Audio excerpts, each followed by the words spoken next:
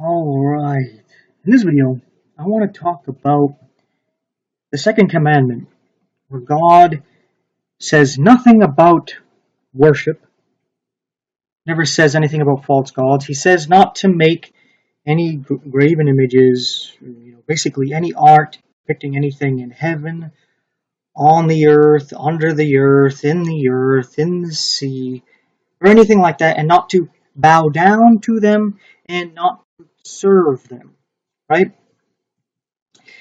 And these Roman Catholics, for example, will say, well, they're not worshiping false gods. They are venerating or honoring God or people of God. When they make an image of Jesus and they bow to that, they're honoring God.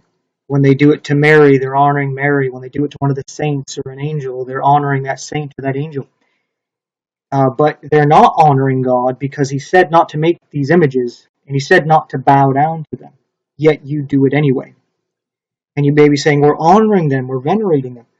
Well, God said not to bow to them, and that's exactly what you're doing. He said don't bow to them, and you do it anyway. And what they'll end up doing is they'll say, well, you can see in the scriptures that people bowed to other people, like they bowed to a king, they bowed to a priest, right? And it was like, yeah, you can bow or curtsy to show respect to a king, to a priest, to someone, right?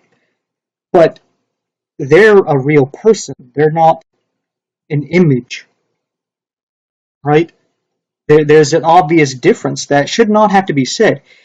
Bowing to honor a king is not the same thing as bowing to a statue of a king. So that's why I have this picture here, because this is Shadrach, Meshach, and Abednego not bowing to the statue of Nebuchadnezzar.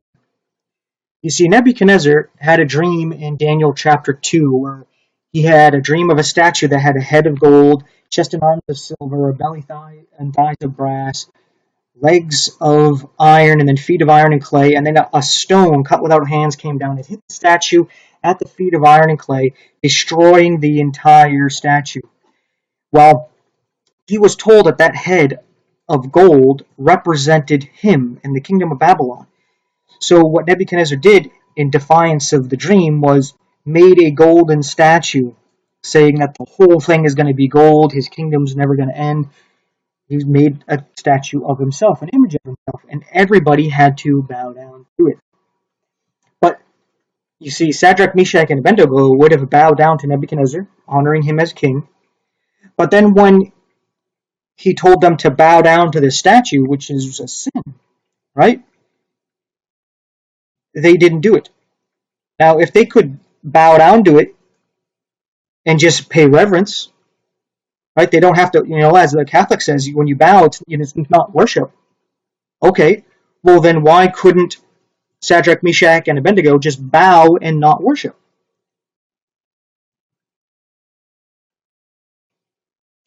Now, a Catholic might say, oh, because they would think they were worshiping, right? Because that's what they said to do, bow and worship. So even though they weren't worshiping, everybody would think they were, right? Well, that's exactly what you're doing now. You're bowing down to these statues, and it looks like you're committing idolatry. Yet you don't care what other people think there. But Shadrach, Meshach, and Abednego cared. So you see how your arguments don't line up when you try to justify this. Then they would say something like, well, God said to make the Ark of the Covenant and the temple, and there was engravings of angels and stuff.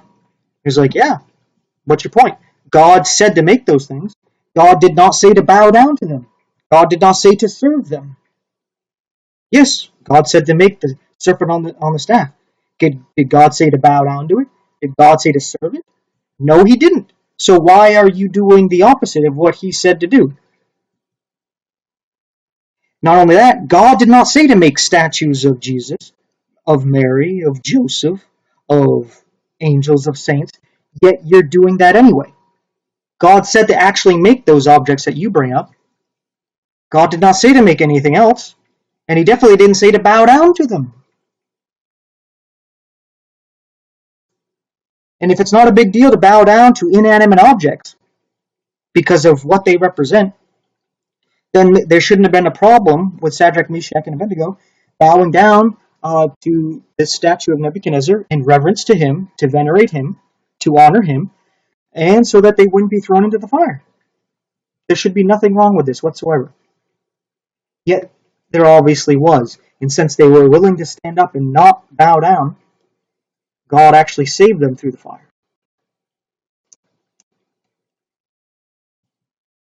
Everybody else there, even if they don't truly believe, they don't believe Nebuchadnezzar's a good king, and they don't want to really follow him, they don't believe they're worshiping or anything like that, but they're just doing it to save their lives, well, they're all idolaters, all the same.